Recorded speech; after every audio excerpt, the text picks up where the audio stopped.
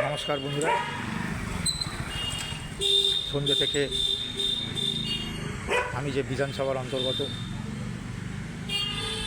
যে ওয়ার্ডের বাসিন্দা, সেই ওয়ার্ডে 16টা বুথ, অনেকটা বড়। ঘুরতে বেরিয়েছি বুথে। এর আগে বিগত নির্বাচনগুলোতে ভোটকর্মীদের বিভিন্ন রকমভাবে প্রলোভিত করার অনেক অভিযোগ উঠেছিল, তাই দেখতে বেরিয়েছিলাম যে পরিস্থিতি কী। সমস্ত বুথে নিরাপত্তা রক্ষীরা পৌঁছে গেছেন, ভোটকর্মীরা পৌঁছে গেছেন, বাইরে কোনো জমায়েত নেই, অল ইজ ওয়েল। নমস্কার, আমি দীপ্তিমান, আপনারা দেখছেন বেঙ্গল এক্সপ্রেস চ্যানেল। আজ 2026, এক পরিবর্তনের সন্ধিক্ষণে আমরা দাঁড়িয়ে আছি। সবার মনের অবস্থা দোদুল্যমান। পরিবর্তন হবে না প্রত্যাবর্তন হবে, এই নিয়ে দুশ্চিন্তার কালো মেঘের ঘন ঘন। ঠিক এরকমই পরিস্থিতি তৈরি হয়েছিল 2021 সালে। সেবারেও পরিবর্তনের বিশাল একটা হাওয়া উঠেছিল, কিন্তু পরিবর্তন আসে।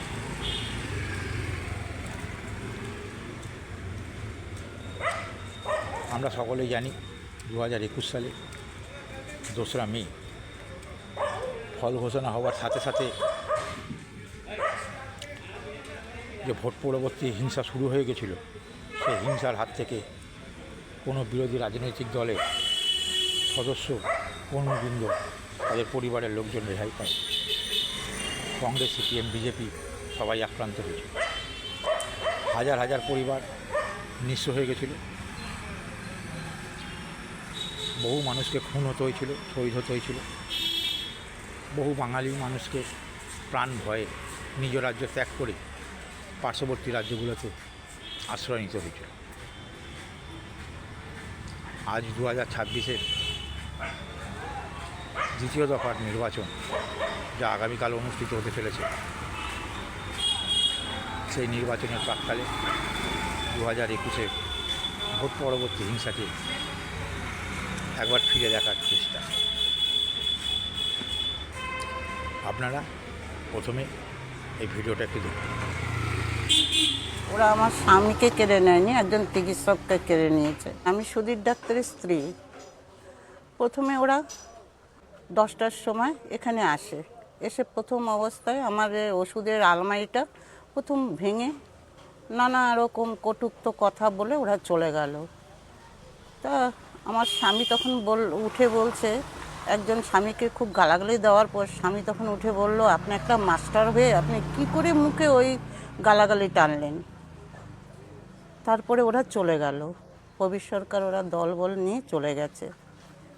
দ্বিতীয় 12টার সময় ওরা দল বেঁধে প্রায় 200 লোক এসছে, একসঙ্গে অস্ত্র টস্ত্র হাতে নিয়ে এসে আমাকে টেনে বের করে দেওয়ালের সঙ্গে বন্দুক কপালের মধ্যে ঠেকিয়ে নানা রকম হেনস্থা করতে থাকে।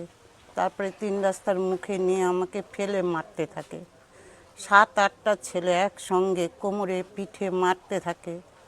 তখন আমার মুখ দিয়ে নাক দিয়ে গলগল করে যখন রক্ত পড়ে, স্বামীকে মারধর করে একদম পুরো। প্রথম অবস্থায় তো পুরো ওরা হাতল তৈরি করে নিয়ে এসে মেরে দ্বিতীয়বার যখন আমার স্বামী ছাড়া যে আমাকে কীভাবে বাস করতে হয় সেটা তো বলার মতো না।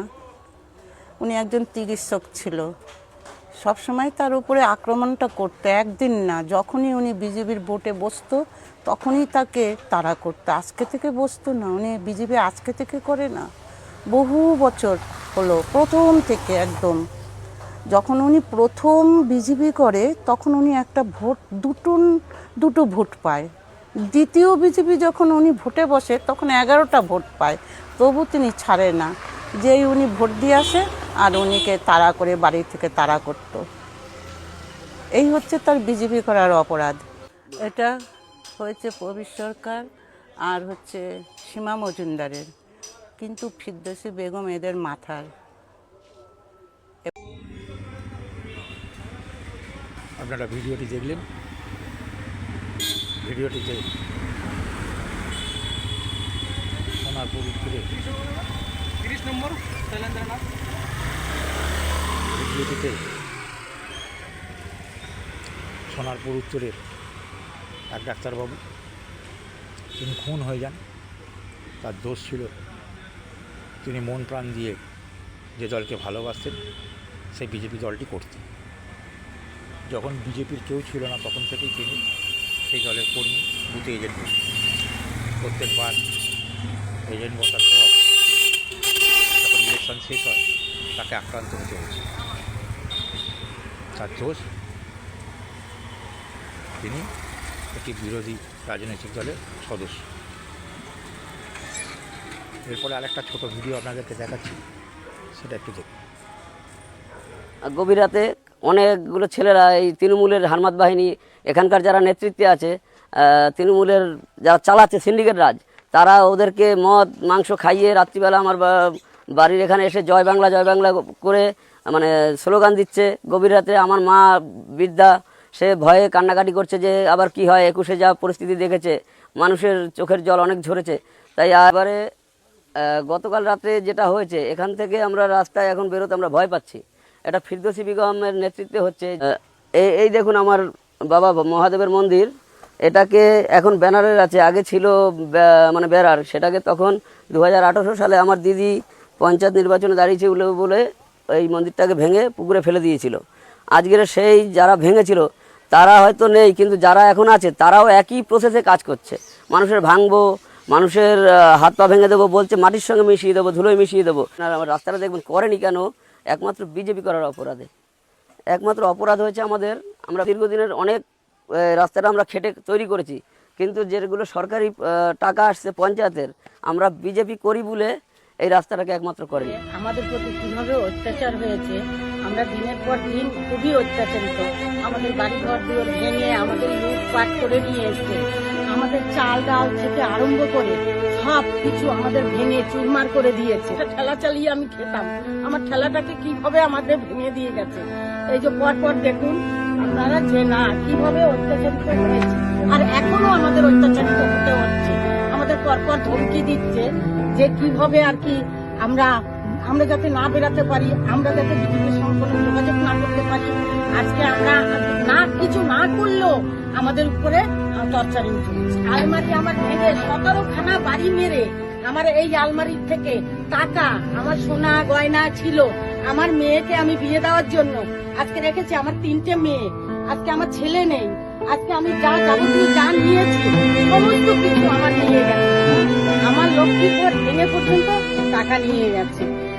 এটার চাইতে আমার আরো বড় একটা ঘর ছিল, সেটাকে বাড়ি মেরে চুরমার করে গামছায় ঢেলে নিয়ে চলে গেছে। আজকে 17-18 জন হচ্ছে। আমার মন্দির থেকে আরম্ভ করে সমস্ত কিছু আমার ভেঙে চুরমার করে দিয়েছে। সব বাচ্চা খেতে আমি দিন রাত আমি ঘুমাতে পারি না।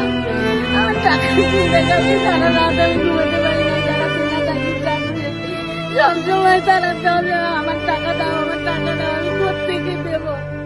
তাও যে আমি ঘরটুকু ছেড়ে আমি পালিয়ে যাই না, এইটুকু আমার এত কষ্ট হয়, আমি যেন মরে যাই এরকম।